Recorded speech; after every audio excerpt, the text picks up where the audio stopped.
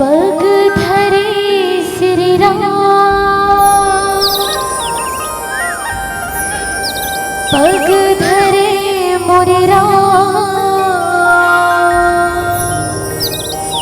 पावन छत्तीसगढ़ भुइया,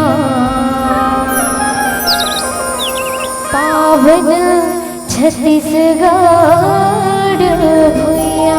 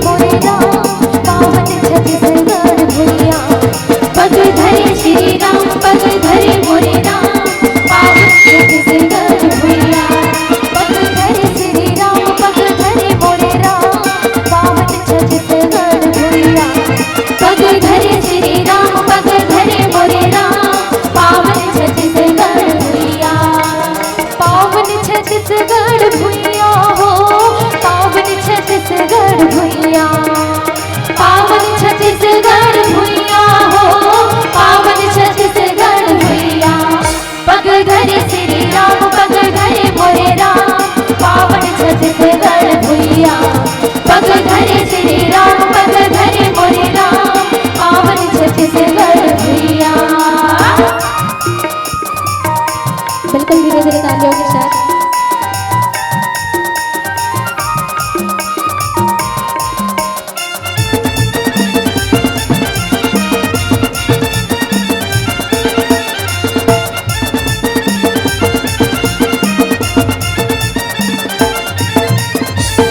हरियर अछरा ओढ़े गजब डुंगरी पहाड़, गजब डुंगरी पहाड़, कले कले नदियाँ बहते बहुआ चरण पखार, बहुआ चरण पखार, पावन छत्तीसगढ़ भुइया।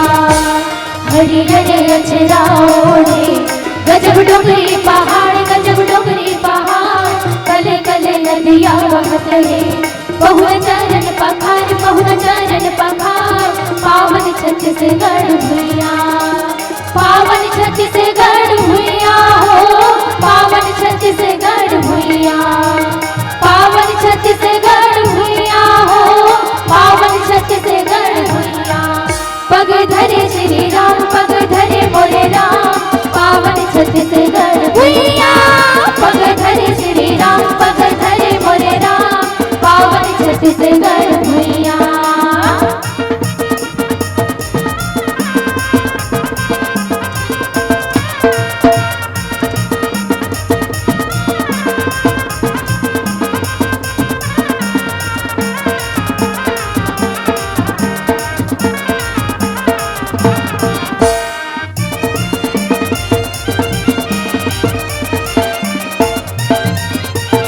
कौशल्या के मई के राम भाचा हमार, राम भाचा हमार, जनजाति धनुधारी, पशु पक्षी अपार, पशु पक्षी अपार, पावन छत्तीसगढ़ भुइया।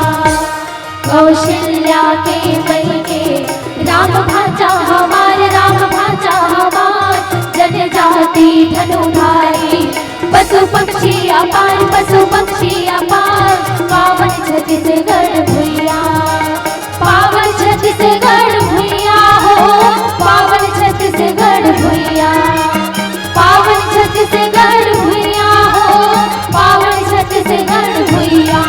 पग धरे श्री राम, पग धरे मोरे राम, पावन छत्तीसगढ़ भुइया, पग धरे श्री राम, पग धरे मोरे राम, पावन छत्तीसगढ़ भुइया, पग धरे श्री राम, पग धरे मोरे राम, पावन छत्तीसगढ़ भुइया, पग धरे श्री राम, पग धरे मोरे राम, पावन छत्तीसगढ़ भुइया, पावन छत्तीसगढ़ भुइया, पावन छत्तीसगढ़ भुइया। बोलिए श्याम रामचंद्र की जय।